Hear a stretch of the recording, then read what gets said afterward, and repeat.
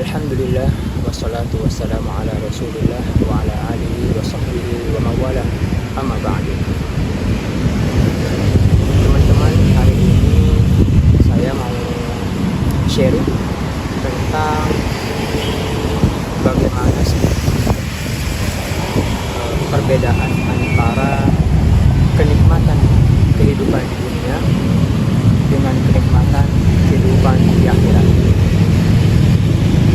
Kita ambil dalilnya dari Quran surah At-Taubah ayat 38 sampai dengan 39. Nah, menurut Imam Ibnu Katsir, seorang ulama tafsir, yang pertama-tama beliau mengutip sabda Rasulullah Sallallahu Alaihi Wasallam tentang perumpamaan kenikmatan kehidupan dunia dengan kenikmatan kehidupan akhirat itu. Rasulullah memperumpamakan seperti danau atau air laut yang luas.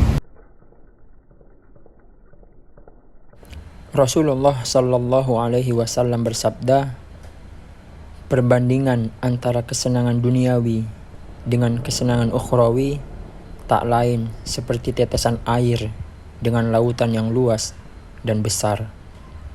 Jadi artinya segala hal yang bersifat duniawi itu hanya bersifat sementara dan fana. Sedangkan akhirat itulah yang lebih baik dan lebih kekal. Asbabun nuzul. Jadi asbabun nuzul itu artinya adalah sebab-sebab ayat Al-Quran itu diturunkan. Adapun yang menyebabkan ayat ini turun, dalam kitabnya Imam Ibnu Katsir itu dijelaskan bahwasanya ayat ini turun untuk menegur sebagian mukmin yang ketika diajak berperang. Pada konteks ini adalah perang Tabuk. Jadi waktu itu sebagian orang mukmin diajak untuk berangkat berperang.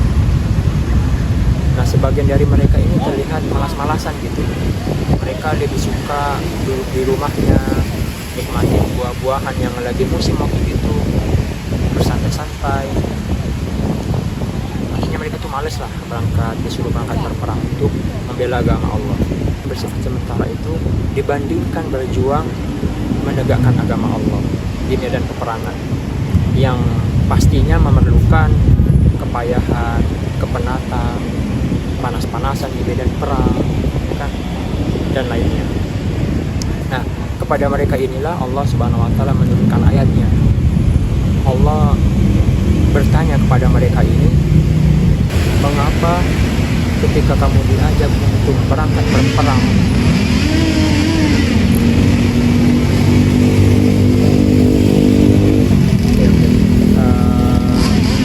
kita pindah tempat jajan berisik ya. Wahai orang-orang yang beriman, kenapa kamu ketika diajak berperang kamu merasa berat dan cenderung pada kenikmatan dunia? Kalau kita perhatikan di sini kan Allah bertanya ya. Tapi pertanyaan Allah ini pada hakikatnya adalah pertanyaan yang tidak memerlukan jawaban karena Allah Maha Tahu. Jadi Allah bertanya kepada mereka ini, kenapa kamu apabila diajak berperang terus malas-malasan?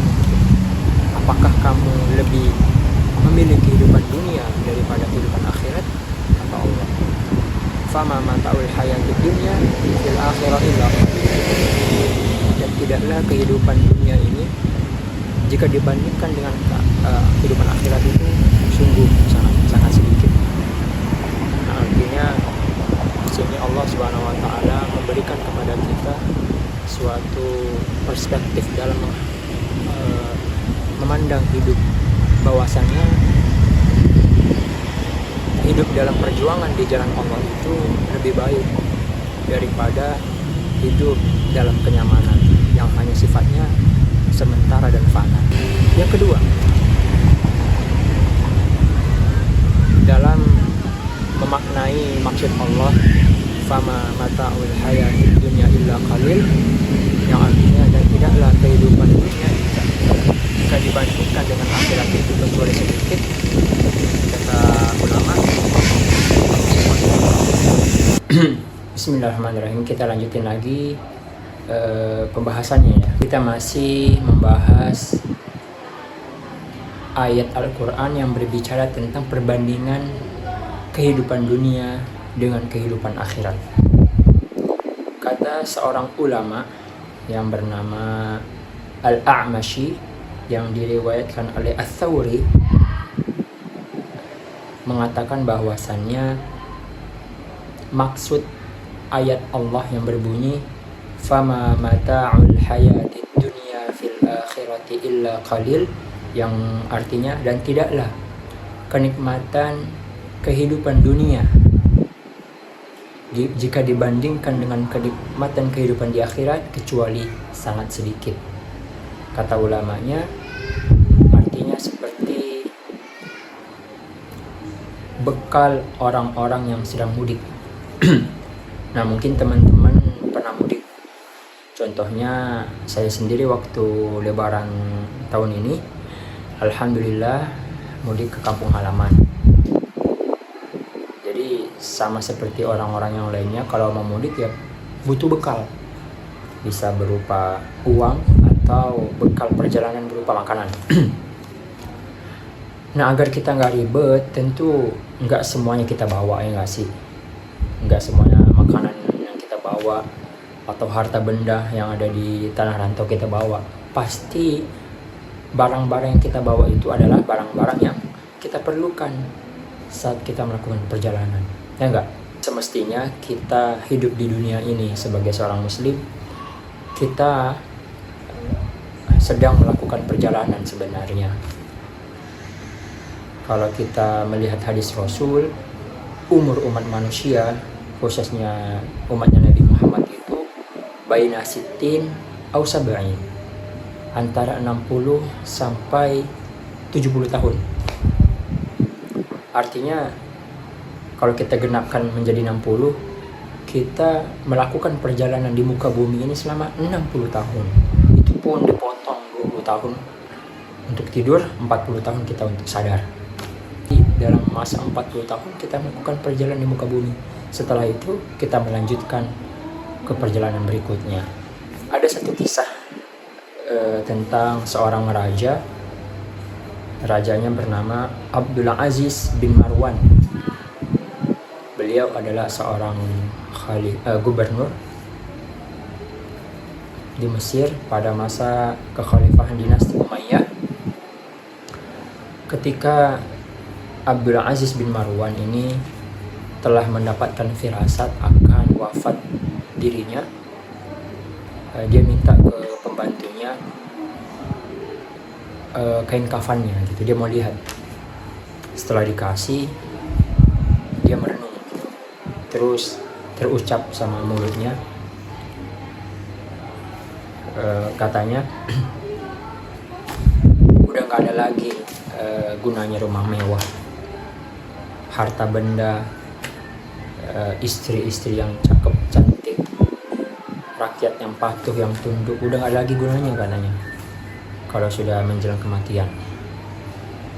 Jadi semuanya itu ditinggalin, yang hanya dibawa apa? Kain kafan. Nah, itu salah satu kisah yang ada di kitab tafsir Ibnu Katsir yang menunjukkan bahwasannya yang memang benar, ketika kita meninggalkan dunia ini gak ada yang kita bawa selain iman dan amal soleh yang akan kekal menjadi teman kita di alam yang lain. Oke teman-teman, itu dalam Quran surah At-Taubah ayat ke-38.